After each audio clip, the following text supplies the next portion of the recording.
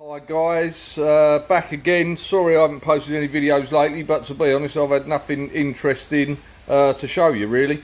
You'll have to excuse the appearance. Thanks to the lockdown I now look like some sort of Sasquatch, and the last time the other half cut me hair for me it didn't work out well. So we're going to crack on. Today we've got a front brake master cylinder. We're going to replace the internals of the cylinder. Okay, just a little tip guys, if you're buying aftermarket levers from China or wherever you're getting them, now the vast majority of them do fit and work okay, but in some cases the dimensions of the hole, the part that presses the plunger, can be out. So what can happen is this part is pushing the plunger in and it doesn't release it properly, and every time you press the brake you build pressure in the master cylinder and the brake system, and eventually it can be, well, basically your brakes will lock, and I've known people being sort of spat off of their bikes unfortunately. So always make sure that they are very, very accurate and the same as the originals that came off, because you could end up causing yourself an accident. Okay, over to the master cylinder now. Now here we have the master cylinder. Now we have two holes in this master cylinder, one which is underneath all of this gunge here, and this one here that takes the fluid in. Now this hole here, if it becomes blocked, can have the same effect as the plunger not being released. When you pull the brake, every time you pull it, it will build pressure and it can't release it, and then your brake can end up sticking on. So if you're getting issues with brakes sticking on and it's not caused by the lever, it could be that this hole is blocked. Also, this can be the cause of a slipping clutch if you've got a fluid operated clutch as well. The small hole, it's like the size of a bit of wire out of a wire brush. It's tiny. If it gets plugged, you pull the clutch. Every time you pull the clutch and release it, it builds pressure but doesn't actually release, and then you end up with a slipping clutch. And a lot of people think they've got clutch issues due to dodgy plates, dodgy springs, and it can be something as simple as a tiny little blocked hole. So try to remember that guys. One other thing that I'm going to show you is that little hole, there is a tiny part there that sits in there. Now basically the idea of this is, when you've got the top of the cylinder off and you're pumping the brake, when you release the brake, that pressure has to go somewhere, and some bikes don't have it, and when you release the brake with the lid off, you end up getting just a massive big squirt of fluid that comes out and goes over everything, your paintwork, the lot. So that's what that is actually for. But like I say, some bikes don't have that part. The other thing I've got here is something I've made up, the tool to remove the plunger from the master cylinder. If you can see, I've ground the insides of that just so that it fits nicely down the side of the plunger. It's not always best to start butchering your tools, but I did these specifically for this job, so I didn't mind actually sacrificing them. Okay, we're going to remove the plunger now. I've got the circlip pliers in there, as you can see. Now they can be a bit tricky to get in, but I think we've got it. Hopefully by squeezing the circlip, the spring on the piston will allow this all to come out. There you go, that's just popped. Now we can remove the actual plunger itself. The reason we're doing this job is the customer keeps complaining of loss of pressure in the brake, and he actually said that the brakes have been binding on as well, which is potentially due to that blocked hole.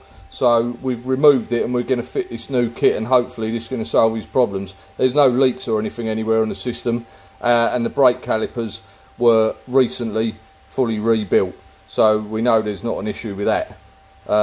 Anyway, that's the plunger out. We'll tip it up and not get the rest out. There you go. That's the first part that goes in, spring first. That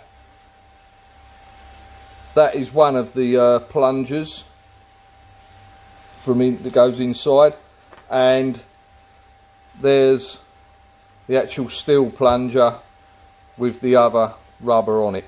Okay, so these are the parts we're going to be replacing, and you get them sort of pretty much in a kit like that. All comes ready to go. We've got to do a couple of little bits and pieces first. We're just going to clean the inside of the master cylinder out, clean the little hole, any crud that's around the outside where the actual piston sticks out from. I shall clean that corrosion from there, probably with a little wire brush on the end of a drill. And obviously we don't want to actually go inside, right inside with a wire brush, because the surface in there is very critical. If it gets damaged, then we're going to have leaks and brake issues. So any crud that needs to be cleaned off is best just to be cleaned off as far down as where the circlip goes in, and no further. The rest of it will have to be washed out with some brake cleaner and cleaned with a bit of rag or something. But I shall carry that out and then we'll install the piston. Okay, we've cleaned out the master cylinder now with the help of a toothbrush. Very handy for getting in the bore of that. We use some brake cleaner and a toothbrush. Once you've cleaned it, just make sure that the bore inside is okay. If there looks like there's any damage on the walls of that bore, then you're probably going to need to buy a new master cylinder, but this one's in pretty good condition. And so the next thing is, we've got some brake fluid just sitting in this lid. I'm going to get some brake fluid on the rubber. This is the first part. This is the first part to go in. So I'll drop that in first.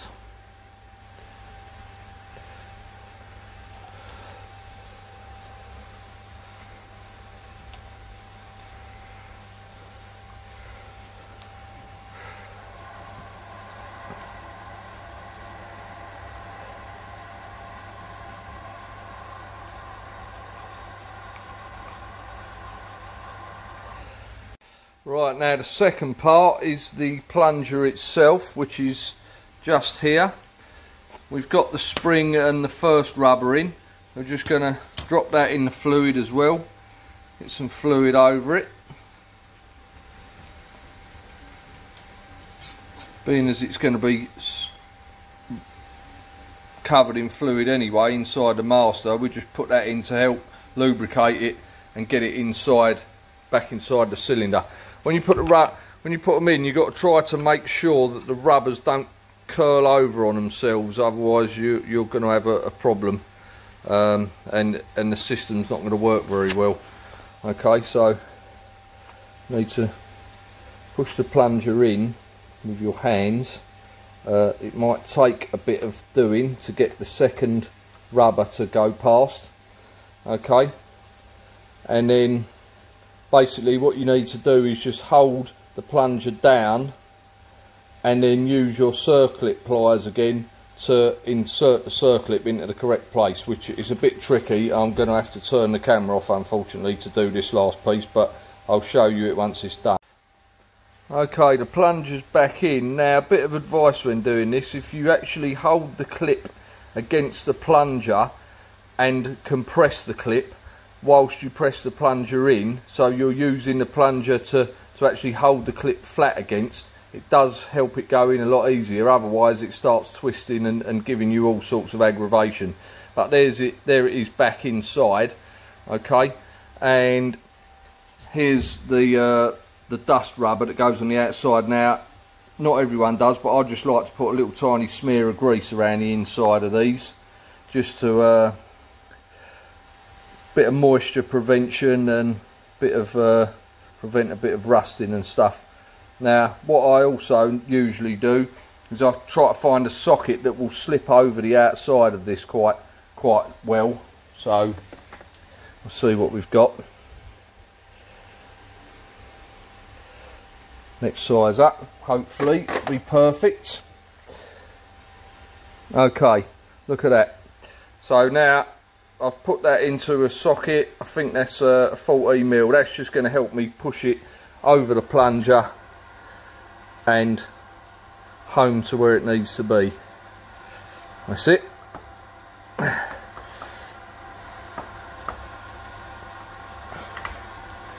That's pushed over. Now we just need to get the actual rubber to sit over into place on the cylinder. That's it. There you go. So now